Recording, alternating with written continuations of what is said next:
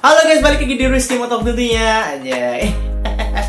Ya, alhamdulillahirobbilalamin, akhirnya ya kan kita bisa buat vlog review tentang porong ya. Setelah 3 bulan vakum, 4 bulan vakum ya, porong kemana, akhirnya porong sudah selesai. Dan sebenarnya belum semua sih, masih ada salah satu. Tapi daripada kelamaan cuma mau ngasih tahu itu aja, harus nunggu satu ini, mending kita langsung aja kasih. Karena ini vlog gue pikir ya untuk review aja sih, kasih tahu part-partnya aja. Kalau misalkan yang satu yang belum datang ini mungkin nanti aja bisa ya. Oke kawan-kawan, kita bakal review sedikit apa aja part yang nempel di porong, dan nanti juga gue bakal ceritain sejarahnya porong ini. Kan kalian belum pernah tahu ya porong ini sepertinya motor apa, sejarahnya bagaimana, dan kenapa bisa ada di Rizky Motor Vlog. Tapi untuk itu gue bakal bahas reviewnya dulu mengenai part-part apa aja yang nempel di porong. Oke, untuk bab pertama bakal kita bahas review part-part porong. Nah kawan-kawan, untuk part pertama kita bakal bahas dari peleknya dulu ya. Pelek porong ini gue beli di Verbo Seisaku, ini Instagramnya. Harganya itu sekitar 2 juta kawan-kawan. Dan ukurannya itu 3,5 inci di bagian depan dan 5,5 inci di bagian belakang. Untuk ukuran ini sangat besar, karena dulunya gue cuma pakai pelek yang ukuran 3,5 sama 4,5 ya. Itu kecil, yang depan 3,5, yang belakang 4,5. Itu kecil kawan-kawan. Dan sekarang gue upgrade, beli yang ukuran lebih besar, yaitu Virosi, depan 3,5 inci dan belakang 5,5 inci. Ini velg udah setara dengan pelek ukurannya Yamaha R6 kawan-kawan. Otomatis untuk bagian depan ya kan double cakram. Untuk velg ini alhamdulillah bagusnya sudah punya dudukan untuk double cakram. Double cakram itu piringannya ada 2 depan. Nah, kalian nggak perlu bubut-bubut lagi karena di pelek ini udah disediain khusus. Jadi kalian tinggal beli piringan cakram aja, malah lebih enak. Otomatis kalau udah ada pelek gede, udah disediain piringan cakram 2, kita harus beli lagi, ya kan? Di sini gue beli lagi sama Verbo Seisaku, yaitu piringan cakram PSM. Karena piringan cakram PSM ini ya dari dulu itu emang terkenal dengan kualitasnya. Karena dari zaman gue dulu modif, kalau nggak PSM katanya nggak keren. Untuk ukurannya sendiri gue pakai 320 mili ya, milimeter, agak sedikit besar. Dan untuk tipenya ini tipe yang paling jadul ya, susah banget nyari yang ini karena ini udah langka. Udah jarang yang PSM tipe yang gue pakai ini kawan-kawan. Dan ini gue beli di Verbo Seisaku, itu satunya 450.000. Jadi kalau 2 sekitar 900.000. Otomatis gue juga harus nambah yang namanya nap gear ya. Nap gear ini adalah bagian dudukan rantai atau gear belakang. Dudukan gear bagian belakang di pelek kawan-kawan ya. Nap gearnya ini gue pakai M-Aking original karena punya M-Aking itu lebih lebar. Kalau punya R15 yang gue pakai kemarin itu pendek, jadi rantainya bakal kena ban. Otomatis gue harus beli yang nap gear lebih panjang, jadi gak kena ban sumbu rantainya. Untuk nap gearnya juga gue beli di Verbo Seisaku sih, harganya itu 130.000 kawan-kawan. Jadi kalau misalkan ditotalkan ya segini. Gue gak mau nyebut ya, tinggal lihat aja. Untuk bagian kaki-kaki, pelek, piringan cakram sama nap gearnya ya bisa dilihat aja nih berapa totalnya. Untuk itu dengan pelek yang sebesar itu gue otomatis juga harus upgrade ban. Upgrade ban ini juga kawan-kawan gue bakal kasih tahu kalau ban yang gue beli ini kondisinya second. Karena untuk kondisi baru mohon maaf gue nggak mampu ya, sangat mahal sekali. Untuk ban yang gue pakai ini adalah ban Pirelli Diablo Supercosa, Pirelli SC katanya ya. Itu ukuran depannya 120/70 dan belakangnya 190/50 kawan-kawan. Untuk ukuran ban ini udah setara banget sama ban-ban Moge termasuk R6 karena ukuran segini itu standarnya R6 kawan-kawan. Ya udah sama lah ya mau ukuran R6. Untuk ini ban second gue beli harganya 2 jutaan. Kalau misalkan harga baru itu gue mohon maaf gue kurang mampu. Harganya 7 jutaan sampai 10 jutaan ya kalau nggak salah ya. Kalau salah maaf. Jadi akhirnya gue beli ban second itu di Valera Motorsport. Nah dapatnya di sini kawan-kawan. Jadi kebetulan lagi ada ban second Pirelli Diablo Supercosa di situ. Jadi gue beli aja 2 juta langsung ya. Ingetin ini harganya, gue beli 2 juta.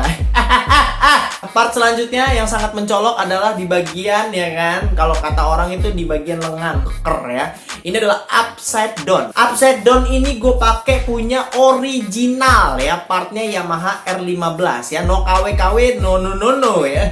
Untuk harganya itu sekitar 4.200.000 kawan-kawan ya. Gue belinya di AE Chandra Custom. Gue beli di situ. Kebetulan beliau juga jual-jual part-part L15 kawan-kawan kalau misalkan kalian lihat. Nah itu tadi upside downnya warnanya hitam kawan-kawan, tapi di anodis sama Mas AE-nya jadi warna emas. Nah jasa anodisnya sama dia itu sekitar 100 120 ribuan kawan-kawan. Dan juga untuk bagian depannya lagi gue beli lagi sama Mas AE nya itu bagian spakbor, karena spakbor lama gue udah pecah ya. Jadi gue pakai spakbor originalnya R15 yang baru VVA, karena biar PNP aja biar enak. Itu originalnya gue beli sekitar 120 ribuan ya sama AE. Jadi gue mesen upside down sama mesen spakbor dan jasa anodis yang gue bilang tadi di emasin itu sama dia. Jadi total ya segini kawan-kawan. Untuk di bagian belakang bisa kalian lihat terjadi perubahan ya. Untuk bagian belakang ini memang terjadi perubahan signifikan.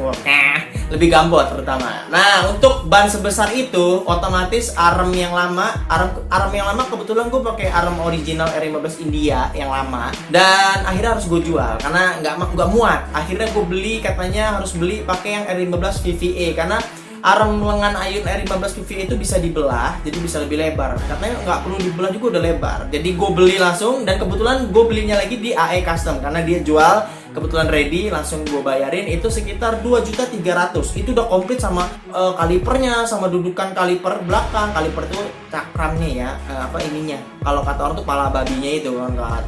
Terus sama master rem depan pokoknya komplit kawan-kawan. Itu 2.300.000. Nah, untuk armnya ini kalau di rangkanya Pixen itu nggak akan PNP, jadi harus ada yang dibubut di bagian pinggir-pinggirnya. Tinggal dibubut di bagian sisi-sisi kanan dan kirinya aja kawan-kawan. Jadi kalau misalkan kalian nanti beli, tinggal lihat aja, nanti pasti tahu kok cara ngebubut, tinggal di gerinda aja. Kayak gitu gampang. Arm R15 VVA ini untuk muat ban 190 memang ada di gerinda bagian di coak sedikit aja, tapi coaknya kalau bisa rapi biar enak. Coaknya sedikit aja karena memang nggak arm R15 yang VVA itu sangat lebar kawan-kawan ya. Jadi ban 190 itu aja ibaratnya kalau masih masuk gitu, cuma di bagian pinggir aja kena. Jadi tinggal dicoak dikit aja sebenarnya aman gitu. Tapi nggak mempengaruhi kekuatan dari arm itu, nggak. Dengan mencoak itu nggak, aman, tenang aja. Bagian armnya itu tadi gue belinya di AE Custom, dan untuk bagian arm, terus bagian jasanya dan bearingnya juga gue beli bagian bearing itu buat di arm komplit ya segini kawan-kawan. Ingetin ya. Terus kita lanjut lagi ke bagian yang ada di gearnya ya. Nah, untuk gearnya ini kan otomatis kalau dengan ban besar itu kita harus pakai gear yang gede. Kalau misalkan nggak gede ya agak kasihan mesinnya. Untuk bagian gear gue pakai ukuran paling lumayan besar, itu belakang 48, depan 15. Itu gue beli di Handoyo ya. Handoyo motor 3 variasi itu 320. Untuk rantainya gue pakai TK. Jadi untuk bagian gear sama rantai gue ngabisin segini. Nah, untuk rantai gue pakai TK, untuk gear gue seset ya, depan 15, belakang 48, itu 320-an kawan-kawan. Jadi ya segini totalnya. Ingetin untuk bagian gear ya. Nah, kita cek lagi di bagian belakang lagi, kita balik ke arm. Gue beli yang namanya baru lagi piringan cakram original bagian belakang. Jadi karena punya NPL, gue dulu punya NPL, itu kecil diameternya, gak sama dengan piringan cakramnya R15. Ternyata piringan cakram R15 lebih besar. Jadi otomatis harus gue beli, karena kalau nggak beli nanti jadinya kecil dan kampas remnya cuma kemakan setengah. Terus gue juga karena di bagian depan itu ada double disc, nah gue beli selang remnya kawan-kawan. Ini agak mahal juga, padahal selang rem doang kan, original ya, mahal. Itu 150.000 kawan-kawan. Agak no make sense, agak nggak masuk akal harga selang rem 150.000. Tapi ya itulah terjadi.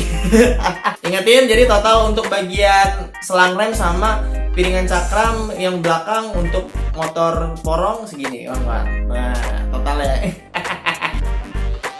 Untuk bagian depannya lagi ternyata ada yang harus gue ganti, karena di bagian depan, di bagian piringan cakram itu baut-bautnya ternyata kalau pakai baut original mentok kena bagian depannya si as upside down-nya. Jadi gue harus ganti yang stainless steel, jadi lebih gepeng. Nah, untuk stainless steel ini gue beli bautnya sebanyak 10 baut kawan-kawan, karena untuk cakram depan itu 5, kanan kiri 5, jadi 10 baut itu 130. Nah, ini di One Shop Aksesoris. Oke, kali ini kita bakal jasa pasangnya. Jasa pasangnya itu tadinya gue ada di kendil motor untuk bagian upside down. Terus sama minyak rem ya, karena gue masang upside down sama masang arem awalnya di kendil motor, karena dulu masih bisa, karena dulu masangnya di situ. Dan kemudian karena kaki-kaki mau dipasang ya kan, posisinya habis itu gue beralih ke bengkel JBS kawan-kawan. Nah bengkel JBS ini bengkel termasuk bengkel baru ya, tapi sangat-sangat multiguna. Gue masangnya di JBS di bagian teluk, JBS 28 Racing MB ya, di bagian teluk. Itu gue masang bracket kaliper sebelah kiri, gue masang ban belakang, pokoknya diatur sedemikian rupa biar ban 190 itu masuk, setting bagian rantai nut gear, terus setting upside down biar ditinggiin dikit, terus setting ruas mengkolnya di situ, pokoknya di situ semua. Gini jasanya buat masang part-part yang tadi itu, yang piringan cakram bracket kaliper sebelah kirinya ya kan, karena kan untuk upside down R15 yang sebelah kiri nggak ada dudukannya cuy, jadi kita harus buat. Nah buatnya itu gue di JBS itu, pokoknya gue terima beres di situ. Kisaran harga ya segini kawan-kawannya, bisa dilihat layarnya. Oke, untuk bagian body fairing gue dipertemukan dengan bias ya, anjay bahasa gue dipertemukan. Nah di bias ini body gue di repair, dan akhirnya gue ngambil keputusan untuk full cat body kawan-kawan ya, full repaint ya kawan-kawan. Nah untuk jasa fairing bener ini ya, repair fairing sama jasa ngecat bodinya itu kalau di bias itu kisaran 3 juta kawan-kawan ya. Ya 3 jutaan lah. Nah kenapa ada warna abu-abunya? Jadi sedikit cerita dikit kenapa ada warna abu-abunya. Warna abu-abunya itu sebenarnya kalau misalkan dialkisahkan itu adalah artinya mendung kawan-kawannya. Jadi setiap dalam proses pembuatan si porong ini, modifikasinya itu selalu hujan, dan akhirnya ya mungkin masuk ke itu filosofinya, jadi warna abu-abu gitu. Nggak melupakan juga kisah kenangannya kawan-kawan, karena memang motor ini punya kenangan yang sangat buruk. Abu-abu kelabu ya. So kawan-kawan, kalau ditotalkan modifikasi porong yang udah gue keluarin itu totalnya segini kawan-kawan ya. Nah kalian bisa juga lihat di deskripsi bawah, itu bakal gue jelasin semuanya dari jasa pengiriman, ongkir, kenapa totalnya segitu. Cek di deskripsi ada. Kalau misalkan nanti ada komen gue sematin, kawan-kawan bisa baca sendiri harganya, beli pesannya di mana dan apa. Kalian bisa cek di bawah ini kawan-kawan ya. Dan itu semua informasi yang bisa gue kasih semua full. Kalian bisa tinggal cek Instagramnya aja. Nah kalau misalkan motor kalian jenisnya berbeda, silakan kalian cek aja di bawah ini ya kawan-kawan. Mau beli pelek sama dia jangan tanya sama gue ya, karena gue motornya kan motor itu. Ikutin aja ya Instagramnya apa, tinggal tanya-tanya, harganya udah gue jelasin. Oke kawan-kawan, kita langsung lanjut ke bagian part 2 nya. Oke baiklah kawan-kawan, mungkin udah saatnya gue kasih tahu ke kalian semua sejarah dari motor kesayangan seorang Rizky Motovlog ini. Mungkin dari kalian yang baru subscribe gue pasti nggak akan tahu, tetapi jika kalian pernah ikutin gue dari Facebook, pasti kalian tahu track record sejarah motor ini. Sebenarnya motor ini memiliki kenangan yang amat dalam di baliknya, yang ngebuat gue berat banget buat ngejualnya. Karena kalau dipikir uang bisa dicari, tapi cerita nggak bisa dibeli. Dan mungkin kalian juga bertanya, ya sebenarnya ini motor apa sih? Nah, jadi motor ini basicnya adalah motor fiction. Motor ini dikasih nama oleh adik gue bernama Porong karena dia dulu di hitam. Motor ini gue dapetin 30 Juli 2012 dari hasil jual motor bebek dan ditambahin oleh papan gue yang kini udah almarhum. Seiringnya waktu, udah banyak banget yang gue lalui modif motor ini, mulai dari dibully karena motornya jelek banget, hingga seperti yang kalian lihat sekarang. Gue itu tipikalnya bodo amat, walau dibully, tapi gue selalu motivasi diri gue kalau gue juga bisa modif motor dari hasil keringat sendiri. Dan 7 tahun berlalu, mimpi itu terwujud kawan-kawan. Dan ini Porong sekarang.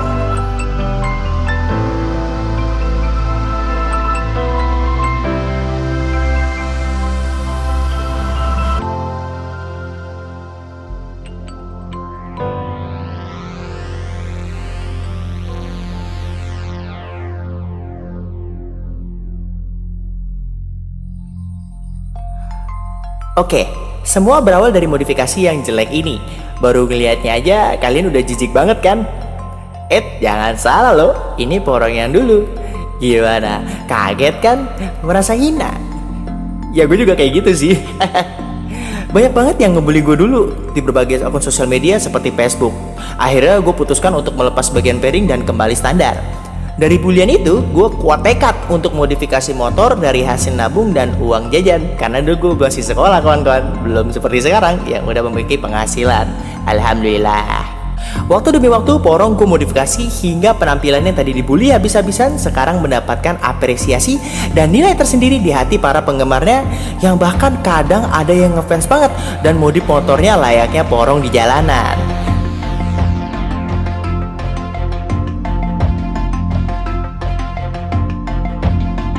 7 tahun menjalani hobi modifikasi motor dan 7 tahun juga memotivasi diri untuk mampu memiliki motor yang dulu bukan apa-apa, hingga motor yang kini selalu dikenal dengan motor seorang motovlogger tidak terkenal.